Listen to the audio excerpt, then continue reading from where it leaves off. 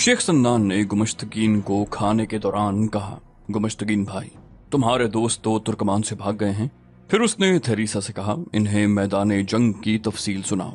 गुमश्तकीन को इस खबर से इतना सदमा हुआ कि वो कुछ भी न बोल सका। उसका रंग उड़ गया और वो सदमे और हैरत से थेरीसा की तरफ देखने लगा। थेरीसा ने उसे बताया कि सुल्तान अय्यूबी ने कलील सी नफरी से किस तरह मुत्तहिदा अफवाज पर हमला किया और भगाया है। सैफुद्दीन के मुताल्लिक थेरीसा ने बताया कि उसके वहां से रवाना होने तक सैफुद्दीन मैदान जंग से लापता था। गुमश्तकीन खामोशी से सुनता रहा। गुस्से से बोला, मुझे मेरे दोस्तों ने जलील किया है। मैं सैफुद्दीन को तीनों फौजों की कमान देने के हक में नहीं था, मगर मेरी किसी ने न सुनी। मालूम नहीं मेरी फौज किस हालत में होगी। थेरीसा ने कहा, बहुत बुरी हालत में। सलाहुद्दीन अय्यूबी के छापामारों ने आपकी फौज को इत्मीनान और खैरियत से पसपा भी नहीं होने दिया। गुमश्तकीन ने कहा, सन्नान भाई, तुम जानते हो मैं यहाँ क्यों आया हूँ? सन्नान ने कहा, सलाहुद्दीन अय्यूबी के कत्ल के लिए। गुमश्तकीन ने कहा, हाँ, आप जो मांगेंगे पेश करूंगा। अय्यूबी को कत्ल करवाओ। सन्नान ने कहा, मैंने सलीबियों और सैफुद्दीन के कहने पर अय्यूबी के कत्ल के लिए 4 फिदाई भेज रखे हैं, लेकिन मुझे उम्मीद नहीं कि वो उसे कत्ल कर सकेंगे। गुमश्तकीन ने कहा, मुझसे अलग अपना इनाम लो, नए आदमी दो, लेकिन ये आदमी मुझे दे दो, ये काम मैं खुद कराऊंगा। शेख सन्नान ने कहा, ये आखिरी 4 फिदाई हैं जो मैंने भेजे हैं। मेरे पास कातिलों की कमी नहीं है, लेकिन मैं सलाहुद्दीन अय्यूबी के कत्ल से दस्तबरदार होता हूँ। गुमश्तकीन ने हैरान होकर पूछा, वो क्यों? अय्यूबी ने तुम्हें कोई कला दे दिया है? सन्नान ने कहा, नहीं, इस शख्स के कत्ल के लिए मैं अपने बड़े ही कीमती फिदाई जाया कर चुका हूँ। मेरे फिदाइयों ने उस पर सोते में खंजरों से हमला किया, मगर वो खुद कत्ल हो गए। एक बार उस पर तीर चलाए गए, वो भी खता गए। मैं तो अब ये समझ बैठा हूँ कि सलाहुद्दीन पर खुदा का हाथ है। उसमें कोई ऐसी कुव्वत है कि उस पर ना खंजर असर करता है न तीर। मेरे जासूसों ने मुझे बताया है कि अय्यूबी पर जब कातिलाना हमला होता है तो हमले को नाकाम करके वो घबराने या गुस्से में आने की बजाय मुस्कुराता है और फौरन भूल जाता है कि क्या हुआ था। गुमश्तकीन ने झुंझला कर कहा, मुझे अपनी उजरत बताओ सन्नान, मैं अय्यूबी को जिंदा नहीं देखना चाहता। तुमने अनाड़ी कातिल भेजे होंगे। शेख सन्नान ने कहा, वो सब उस्ताद थे, उनसे कभी कोई बचकर नहीं गया। वो मौत से डरने वाले नहीं थे। मेरे पास उनके भी उस्ताद मौजूद हैं। ये ऐसे तरीकों से कत्ल करते हैं कि उनका कोई सुराग नहीं मिलता। लेकिन गुमश्तकीन, मैं अपने कीमती फिदाइयों को यूं जाया नहीं करूंगा। तुम 3 फौजों से अय्यूबी को नहीं मार सकते। मेरे 3-4 आदमी उसे किस तरह कत्ल कर सकते हैं? गुमश्तकीन बोला, तुम अय्यूबी के कत्ल से डर गए हो, इसकी वजह कुछ और होगी। सन्नान ने कहा, और वजह यह है कि सलाहुद्दीन अय्यूबी के साथ मेरी कोई जाती दुश्मनी नहीं। हसन बिन सबाह ने तो पैगंबर बनना चाहा था, लेकिन उसके मरने के बाद हमारा फिरका पेशावर कातिल बन गया। मैं पेशावर कातिल हूँ गुमश्तकीन। अय्यूबी मुझे तुम्हारे कत्ल के लिए उजरत देगा तो मैं तुम्हें भी कत्ल करा दूंगा। लीजा ने कहा, लेकिन सलाहुद्दीन बुज़दिलों की तरह किसी को कत्ल नहीं करवाता। यही वजह है कि वो बुज़दिलों के हाथों कत्ल नहीं होता। सन्नान ने लीजा को अपने बाजू के घेरे में लेकर कहा, ओहो, तुमने इसी उम्र में जान लिया है कि जो बुज़दिल नहीं होते उनका बुज़दिल कुछ नहीं बिगाड़ सकते। फिर उसने गुमश्तकीन से कहा, तुम सैफुद्दीन और अल मलिक अल सौले और सलीबी सिर्फ इसलिए एक दूसरे के दोस्त बने हुए हो कि सलाहुद्दीन के दुश्मन हो, वरना तुम्हारी आपस में कोई दोस्ती नहीं। मुझे ये बताओ कि अय्यूबी को कत्ल करके तुम क्या हासिल कर सकोगे? वो मर गया तो आपस में लड़ोगे। गौर से सुनो गुमश्तकीन, अय्यूबी के कत्ल के बाद तुम्हें उस सल्तनत से बालिश्त भर जमीन भी नहीं मिलेगी जो अय्यूबी ने कायम की है। उसके भाई और उसके सालार मुत्तहिद हैं। तुम अगर किसी को कत्ल कराना ही चाहते हो तो सैफुद्दीन को कत्ल करवा दो और मूसल पर कब्जा कर लो। उसे तुम खुद कत्ल कर सकते हो। वो तुम्हें अपना दोस्त और इत्तेहादी समझता है। उसे जहर दिला सकते हो, उस पर हमला करा सकते हो। गुमश्तकीन गहरी सोच में खो गया। बोला, हाँ, सैफुद्दीन को कत्ल करा दो। बताओ क्या मांगते हो? शेख सन्नान ने कहा, हर्रान का कला। गुमश्तकीन ने कहा, तुम्हारा दिमाग ठिकाने है सन्नान? जर्रो जवाहिरात की सूरत में अपनी कीमत बताओ। सन्नान ने कहा, जर्रो जवाहिरात के इवज तुम्हें 4 आदमी देता हूँ, लेकिन ये मेरे फिदाई नहीं, सलाहुद्दीन के छापामार हैं। उन्हें ये दोनों लड़कियां हशीश के नशे में साथ लाई हैं। मैं उन्हें किसी के हवाले नहीं करना चाहता। ऐसे तजुर्बाकार आदमी मिलते ही कहाँ हैं, इत्तेफाक से आ गए हैं। तुम जानते हो कि हशीश और मेरी परियां उन्हें अपने रंग में रंग कर ऐसा कातिल बना लेंगी कि अपने माँ बाप का भी खून बहा आएंगी। मैं तुम्हें मायूस नहीं करना चाहता। इनको ले जाओ, थोड़े दिन इन्हें अपनी जन्नत दिखाओ, इन्हें अपने हरम के शहजादे बना दो। انہیں بتائے بغیر حشیش دو، پھر انہیں شراب کا عادی بنا دو، یہ تمہارے اشاروں پر ناچیں گے۔ گمشتگین نے کہا، صلاح الدین ایوبی کے چھاپا مار اتنے کچے نہیں ہوتے جتنا تم سمجھ رہے ہو۔ شیخ سنان نے کہا، تم جانتے ہو گمشتگین، ہم فدائی کہلاتے ہیں، انسان کے ذہن کے ساتھ کھیلتے ہیں۔ ہم اپنے شکار کے ذہن میں دل فریب تصور ڈال کر اس کی یہ حالت کر دیتے ہیں کہ وہ تصور کو حقیقت سمجھنے لگتا ہے۔ کسی انسان کے ذہن میں عورت کا حسین تصور پیدا کر دو اور اس کے ساتھ اسے نشہ دیتے جاؤ تو وہ اس تصور کا غلام ہو جاتا ہے۔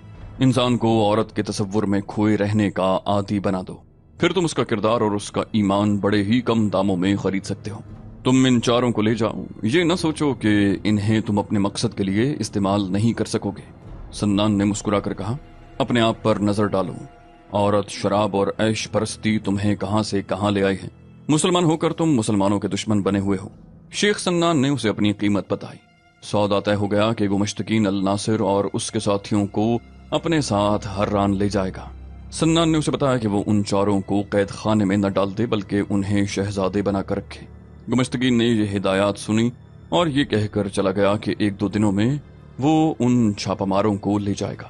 گمشتگین وہاں سے نکلا تو شیخ سنان کا ایک آدمی اندر آیا۔ اس نے پوچھا کہ آج جو 4 آدمی لائے گئے ہیں ان کے متعلق کیا حکم ہے؟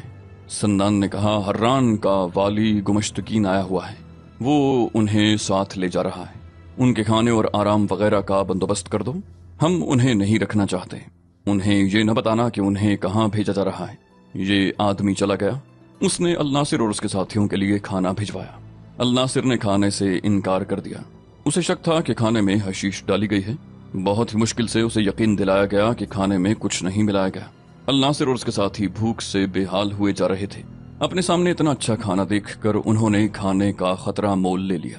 شیخ سنان نے تھریسا سے کہا کہ وہ چلی جائے اور لیزا کو اس کے پاس چھوڑ جائے۔ تھریسا نے کہا کہ وہ 3-4 دن مسلسل سفر میں رہی ہیں، اس لیے آرام کریں گی۔ سنان میں انسانیت کم اور درندگی زیادہ تھی۔ اس نے لیزا کے ساتھ پہلے تو چھیڑ چھاڑ کی جو لیزا تھریسا کے کہنے کے مطابق برداشت کرتی رہی اور اس سے گلو خلاصی کرانے کے لیے بہانے بھی تراشتی رہی۔ سنان نے دست درازی شروع کر دی۔ لیزا کا مزاج بگڑنے لگا۔ اچانک دروازہ کھلا، دربان نے کسی کی آمد کی اطلاع دی۔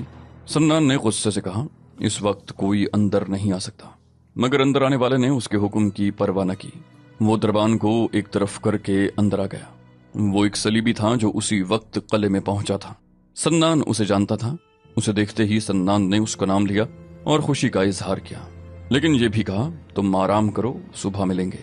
صلیبی نے کہا، میں شاید صبح ہی آپ کے پاس آ جاتا، لیکن یہاں آتے ہی پتہ چلا ہے کہ یہ لڑکیاں آئی ہیں، مجھے ان سے بہت کچھ پوچھنا ہے، میں انہیں اپنے ساتھ لے جا رہا ہوں۔ سنان نے تھریسا کے کندھے پر ہاتھ رکھ کر کہا، اسے لے جاؤ، اور اس نے لیزا کو اپنی طرف گھسیٹ کر کہا، اسے میں یہیں رکھوں گا۔ صلیبی نے قدرے دبدبے سے کہا، شیخ سنان، میں دونوں کو لے جا رہا ہوں، تم جانتے ہو کہ میں کس کام سے آیا ہوں، اور تم یہ بھی جانتے ہو کہ ان لڑکیوں کے کیا فرائض ہیں، تمہاری بغل میں بیٹھنا ان کے فرائض میں شامل نہیں۔ اس نے لڑکیوں سے کہا، دونوں میرے ساتھ آؤ۔ دونوں اچک کر اٹھیں اور صلیبی کے پاس جا کھڑی ہوں۔ شیخ سنان نے کہا، کیا تم میرے ساتھ دشمنی کا خطرہ مول لینا چاہتے ہو؟ تم میرے قلعے میں ہو، میں تمہیں مہمان سے قیدی بھی بنا سکتا ہوں، اور تم کوشش کر رہے ہو کہ تمہیں مہمان سے قیدی بنا دیا جائے۔ اس نے گرج کر کہا، اس لڑکی کو میرے پاس چھوڑ کر باہر نکل جاؤ۔ صلیبی نے طنزیہ لہجے میں کہا، سنان، کیا تم بھول گئے ہو کہ یہ قلعہ تمہیں ہم نے دیا ہے؟ کیا تمہارے ذہن سے یہ حقیقت بھی اتر گئی ہے کہ ہم تمہاری پیٹھ پر ہاتھ نہ رکھیں تو تم اور تمہارے فدائی کرائے کے قاتلوں کے سوا کچھ بھی نہیں رہیں گے؟ شیخ سنان پر صرف شراب کا نشہ طاری نہیں تھا، وہ اس قلعے کا بادشاہ تھا، اور وہ کسی بھی بادشاہ کو کسی بھی وقت ایسے طریقے سے قتل کرا سکتا تھا کہ کسی کو شک تک نہ ہوتا کہ قاتل سنان یا اس کا کوئی فدائی ہے۔ اس نے صلیبی افسر بھی قتل کرائے تھے۔ یہ صلیبیوں کی آپس کی عداوت کا نتیجہ تھا۔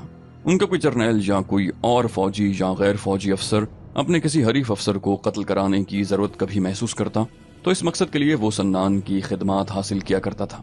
اس یاد کے قلعے میں رہتے تو انسان تھے، لیکن یہ بدروحوں کا قلعہ معلوم ہوتا تھا۔ اس کے تہخانوں میں انسان گم ہو جاتے تھے، فدائی پاگل لگتے تھے۔ کسی کو قتل کرنا ان کے لیے منہ کا نوالا ڈال لینے سے زیادہ حیثیت نہیں رکھتا تھا۔ اس کے محل کا یہ حسن تھا کہ چھتوں اور دیواروں میں رنگا رنگ شیشوں کے ٹکڑے جڑے ہوئے تھے، فانوسوں کی روشنی سے ان سے رنگا رنگ شعائیں نکلتی تھیں۔ یہاں انسان بھول جاتا تھا کہ اس جنت کے ارد گرد بے رحم صحرا اور تپتے ہوئے ٹیلے ہیں۔ इस माहौल और इस हैसियत में शेख सन्नान अपने आप को देवता समझता था। उसमें हैवानियत और दरिंदगी ज्यादा थी। लिजा जैसी लड़की से वो दस्तबरदार नहीं होना चाहता था। उसने सलीबी से कहा, मैं तुम्हें सोचने की मोहलत दूंगा। इस कले में खुदा के भेजे हुए फरिश्ते भी गुम कर दिए जाते हैं, खुदा को भी पता नहीं चलता। मैं इस लड़की को कले से बाहर नहीं जाने दूंगा। तुमने मज़ाहमत की तो तुम भी कले से बाहर नहीं जा सकोगे। सलीबी ने कहा, मेरा एक साथी आगे चला गया है, वो वहां बता देगा कि मैं यहाँ हूँ। तुम जानते हो कि मैं यहाँ 2-3 रोज के क़याम के लिए आया हूँ, फिर मुझे कहीं और जाना है। हम उस मुआहिदे के तहत तुम्हारे यहाँ क़याम करते हैं जिसके तहत तुम्हें ये कला दिया गया था। ये हमारी पनाहगाह है और हमारा आर्जी पड़ाव भी। तुम हमारी हड्डियां गायब कर दो तो भी तुमसे पूछा जाएगा कि हमारा एक आदमी और 2 लड़कियां कहाँ हैं। सलीबी ने कुछ सोचा और कहा, अगर तुम सलाहुद्दीन अय्यूबी को कत्ल कर दो तो इस जैसी 1 दर्जन लड़कियां तुम्हारे हवाले कर देंगे, मगर तुम हमारी रकम और सोना हजम करते रहे, अय्यूबी को कत्ल न कर सके। मुझे मालूम हुआ है कि तुमने 4 फिदाई अय्यूबी के कत्ल के लिए भेज रखे हैं, लेकिन ये सिर्फ अफवाह मालूम होती है। अय्यूबी अभी तक जिंदा है और फाते है। सन्नान ने नशे और गुस्से से लरसते हुए कहा, ये अफवाह नहीं, मैंने 4 आदमी भेज रखे हैं। चंद दिनों में तुम खबर सुनोगे कि सलाहुद्दीन अय्यूबी कत्ल हो गया है। सलीबी बोला, फिर मैं तुमसे वादा करता हूं कि तुम्हें हमारे हुक्मरानों से जो इनाम और इकराम मिला है उसके अलावा मैं तुम्हें इस लिजा जैसी 2 लड़कियां अपनी तरफ से दूंगा। सन्नान ने कहा, वो देखा जाएगा। मैं तुम्हें बता देता हूं कि इस लड़की को तुम मेरी ख्वाबगाह से बाहर ले जा सकते हो, इसे कले से बाहर नहीं ले जा सकोगे। जाओ, इन्हें ले जाओ। मैंने कले में सलीबियों के लिए जो कमरे अलग कर रखे हैं वहां चले जाओ, खाओ पियो ऐश करो और मुझे सोच कर जवाब दो कि ये लड़की मेरे हवाले करोगे या नहीं। सलीबी दोनों लड़कियों को साथ लिए बाहर निकल गया। ये सलीबी जासूस और तखरीबकारी के महकमे का अफसर था। वो मुसलमानों के इलाकों में घूमता फिरता रहता था और अब वापस अपने इलाके में जा रहा था। इस याद के किले में सलीबियों के लिए आर्जी क़याम का इंतजाम किया गया था। जो सलीबी जब चाहता उस किले में आ सकता था। थेरेसा भी इसी सहूलत के तहत लिजा और अल नासिर के साथियों को यहाँ लाई थी और ये सलीबी भी जरा आराम के लिए यहाँ आया था। 1-2 रोज के बाद उसे आगे चले जाना था। किले में आते ही उसे किसी ने बताया कि 2 सलीबी लड़कियां आई हैं जो इस वक्त शेख सन्नान के पास हैं। वो उन्हें देखने के लिए अंदर चला गया। सन्नान के साथ गर्मा गर्मी के बाद दोनों लड़कियों को वहां से ले आया। उसके जाने के बाद शेख सन्नान ने अपने खास आदमियों को बुलाकर कहा, ये सलीबी और ये दोनों लड़कियां हमारे कैदी नहीं, लेकिन इन्हें इनकी मर्जी से किले से निकलने न दिया जाए। इन्हें इस हक से महरूम कर दिया जाए कि जब चाहें किले में आ जाएं, जब चाहें निकल जाएं। इन पर नजर भी रखना और गुमश्तकीन जब चाहे उन 4 कैदियों को अपने साथ ले जा सकता है जिन्हें ये लड़कियां बाहर से लाई थीं। सलीबी को बताया गया कि हर्रान का वाली गुमश्तकीन भी आया हुआ है और वो सलाहुद्दीन अय्यूबी के कत्ल का इंतजाम करता फिर रहा है। उसे अल नासिर और उसके साथियों के मुतल्लिक बताया गया। सलीबी लड़कियों को किले के उस हिस्से में ले गया जहां आर्जी दौर पर आने वाले सलीबियों के लिए कमरे मखसूस किए गए थे।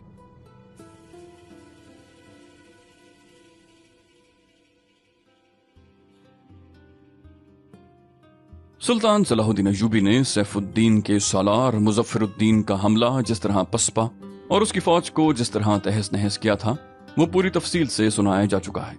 मुजफ्फरुद्दीन मैदान जंग से गायब हो गया था। सुल्तान अय्यूबी की फौज ने जो कैदी पकड़े उनमें सैफुद्दीन का एक मुशीर फखरुद्दीन भी था जो मूसल में उसका वजीर भी रह चुका था। सुल्तान अय्यूबी फखरुद्दीन को जंगी कैदियों से अलग करके अपने खेमे में ले गया और उसे उसी इज्जत व एहतराम से रखा जिसका वो हकदार था। माल गनीमत तकसीम करके सुल्तान अय्यूबी ने पहला फैसला ये किया कि पेशकदमी यानी भागते दुश्मन का ताकुब नहीं किया जाएगा। बाज मौरखीन ने सुल्तान अय्यूबी के इस फैसले को उसकी जंगी लग़ज़िश कहा है, लेकिन तारीख़ इस्लाम का ये मुजाहिद बहुत दूर की सोचा करता था। ये सही है कि वो दुश्मन की फौज का ताकुब करता तो उसकी फौज को वो हमेशा के लिए ख़त्म कर देता और उसका नतीजा ये होता कि सुल्तान अय्यूबी के मुसलमान दुश्मन उसके कदमों में गिर पड़ते। ताकुब ना करने की एक वजह तो ये थी कि मुजफ्फरुद्दीन के साथ उसने जो मार्का लड़ा था उसमें उसे फतह बहुत महंगी पड़ी थी। उसकी फौज का जानी नुकसान बहुत हुआ था, जख्मियों की तादाद ज्यादा थी, इसलिए वो पेशकदमी के काबिल नहीं था। अगर वो पेशकदमी करने का फैसला करता तो वो अपने महफूजा को इस्तेमाल कर सकता था, लेकिन उसने ऐसा फैसला न किया जिसकी वजह ये थी कि वो नहीं चाहता था कि मुसलमान के हाथों मुसलमान का और ज्यादा खून बहे। वो अपनी कौम को मजीद खूनरेजी से बचाना चाहता था। सुल्तान अय्यूबी उस जगह खड़ा था जहां सैफुद्दीन की जाती खैमागाह थी। उसमें से जो कुछ बरामद हुआ वो बयान किया जा चुका है। सैफुद्दीन का अपना खैमा बजाय खुद बहुत कीमती था। ये रेशमी कपड़ों का महल था। कनातें और शामियाने रेशमी थे, पर्दे रेशमी थे। उसके अंदर खड़े होकर शीश महल का गुमान होता था। सैफुद्दीन का एक भतीजा इज्जुद्दीन फर्रुख शाह सुल्तान अयूबी की फौज में सालार था। ये अजीब जंग थी और अजीब दुश्मनी कि भतीजा चचा के खिलाफ लड़ रहा था। इसके अलावा और भी कई एक फौजी थे जो अपने खून के रिश्तों के खिलाफ लड़ रहे थे। सुल्तान अयूबी ने सैफुद्दीन की ये खैमा गाह देखी तो उसने उसके भतीजे इज्जुद्दीन को बुलाया और मुस्कुरा कर कहा, अपने चचा की जायदाद के वारिस तुम हो, मैं उसका खैमा तुम्हें पेश करता हूँ, ये समेट लो। सुल्तान ने मुस्कुराकर उसे खैमा पेश किया था, मगर इज्जुद्दीन के आंसू निकल आए। काजी बहाउद्दीन शद्दाद ने अपनी याददाश्तों में इस वाक़े का जिक्र जज्बाती अंदाज में किया है। उसके मुताबिक सुल्तान अयूबी ने इज्जुद्दीन की आंखों में आंसू देखकर कहा, इज्जुद्दीन, तुम्हारे जज्बात को मैं अच्छी तरह समझता हूँ, लेकिन कुरान का हुक्म मानो। अगर मेरा बेटा शिर्क का और जिहाद के रास्ते में फिस्क फजूर का मुर्तकिब होगा तो मेरी तलवार उसका सर कलम करने से गुरेज नहीं करेगी। तुम अपने शिकस्त खूरदा चचा का खैमा देखकर आंखों में आंसू ले आए हो। मैं अपने शिकस्त खूरदा बेटे का कटा हुआ सर देखकर भी आंसू नहीं बहाऊंगा। सुल्तान अयूबी ने इस मकाम से जरा आगे जाकर लंबे अरसे के लिए पड़ाव डाल दिया। ये पहाड़ी इलाका था, उसका नाम कोहे सुल्तान मशहूर हो गया। तारीख में भी कोहे सुल्तान आया है। वहां से हलब 15 मील दूर था। हलब के मुतालिक पहले तफसील से सुनाया जा चुका है। अल मलिक अल सौलह ने उस शहर को अपना दारुल हुकूमत और मुस्तकर बना लिया था और अब ये मुत्तहिदा अफवाज का हेडक्वार्टर बन गया था। ये भी सुनाया जा चुका है कि उस शहर का दिफा इतना मजबूत और यहाँ के लोग जो सब मुसलमान थे इतने दलेर और जंगजू थे कि सुल्तान अयूबी का महासरा नाकाम हो गया। अब सुल्तान अयूबी एक बार फिर इस अहम शहर को महासरे में लेना और उस पर कब्जा करना चाहता था, लेकिन अब कि वो अपना अड्डा मजबूत करके आगे बढ़ने की स्कीम बना रहा था। रास्ते में 2 कले थे, एक का नाम मुंबज और दूसरे का नाम बूजा था। बाज़ तारीखों में मुंबज को मुंबस भी लिखा गया है। इन दोनों कलों के उमरा खुद मुख्तार मुसलमान थे।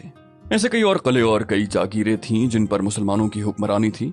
इस तरह सल्तनत इस्लामिया कलों, जागीरों और रियासतों में बटी हुई थी। सुल्तान अयूबी बिखरे हुए इन जर्रों को यकजा करके एक सल्तनत बनाना और उसे एक खिलाफत के तहत लाना चाहता था। दुश्वारी ये थी कि ये उमरा और जागीरदार अपनी अलग अलग हैसियत कायम रखने के ख्वाहिशमंद थे। वो अपनी बका के लिए सलीबियों तक से मदद ले लिया करते थे। सुल्तान अयूबी ने एक पैगाम बूजा के अमीर के नाम लिखा और दूसरा मुंबज के अमीर के नाम। बूजा को इज्जुद्दीन को रवाना किया और मुंबज को सैफुद्दीन के मुशीर फखरुद्दीन को। फखरुद्दीन जंगी कैदी था, लेकिन सुल्तान अयूबी ने इज्जत व एहतराम से उसका दिल जीत लिया और फखरुद्दीन ने सुल्तान अयूबी की इताअत कबूल कर ली। सुल्तान अयूबी ने उसे जब अपना खास एलची बनाकर मुंबज जाने को कहा और उसे ये इख्तियारात भी दिए कि वो उसकी नुमाइंदगी करते हुए ये कला हासिल करने की बातचीत करे, तो फखरुद्दीन ने उसे आंखें फाड़ कर देखा। सुल्तान अयूबी ने उसे कहा कि आप मुसलमान नहीं हैं। आपने मुझे यूं हैरत से देखा है जैसे मैं किसी काफिर को अपना एलची और नुमाइंदा बनाकर भेज रहा हूँ। क्या आपको मुझ पर भरोसा नहीं या अपने ईमान पर एतमाद नहीं? मैं मुंबज का कला लेना चाहता हूँ। आप उसके अमीर को मेरा पैगाम पहुंचा दें और उसे कायल करें कि खून खराबे के बगैर कला हमें दे दे और अपनी फौज हमारी फौज में शामिल कर दे। इज्जुद्दीन और फखरुद्दीन रवाना हो गए। तो दोस्तों, ये थी हमारी आज की एपिसोड। उम्मीद करते हैं आपको हमारी एपिसोड पसंद आई होगी। जाने से पहले इस वीडियो को लाइक, शेयर और कमेंट करना मत भूलिए और अगर आप हमारे चैनल पर नए हैं तो इसे सब्सक्राइब कीजिए और बेल आइकन पर क्लिक कीजिए ताकि आपको तमाम वीडियोस फौरन मिलती रहें। अगली वीडियो तक के लिए अपना ख्याल रखिए। अल्लाह हाफिज।